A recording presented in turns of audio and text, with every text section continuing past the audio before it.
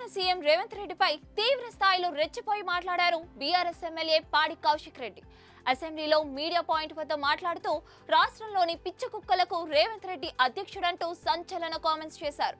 అంతేకాకుండా ప్రజలు ఓట్లేసి నిన్ను గెలిపించింది 6 గ్యారెంటీలు నెరవేర్చుతావని, నువ్వు 6 గ్యారెంటీలను చెప్పి జనాలను మోసం చేస్తున్నావు, వాళ్ళు పెట్టే శాపనార్థాలకు కుక్క చావు చేస్తావు అని కౌశిక్ రెడ్డి కామెంట్స్ చేశారు. నా ప్రాణం పోయినా కేసీఆర్ వెంటే ఉంటానని, బీఆర్ఎస్ పార్టీని వీడే ప్రసక్తే లేదని చెప్పారు. బీఆర్ఎస్ నా కుటుంబం, కేసీఆర్ నా నాయకుడు, ఎప్పటికీ అదే పార్టీ అదే నాయకుడు వెంట ఉంటానని స్పష్టం చేశారు.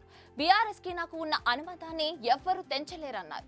కొంతమంది నా ప్రజాదరణను చూసి ఓర్వలేక కాంగ్రెస్ పార్టీకి ఉన్న చేతగాని పరిస్థితిని కప్పిపుచ్చుకోవడానికి ఇలాంటి నీచమైన ప్రచారాలు చేస్తున్నారని మండిపడ్డారు. కానీ నా రాజకీయం, నా నమ్మకం, నా జీవితం అంతా బీఆర్ఎస్ పార్టీకి అంకితం. అధికారంలో ఉన్నా లేకపోయినా నేను కేసీఆర్ తోనే ఉంటానని మరోమారు స్పష్టం చేశారు.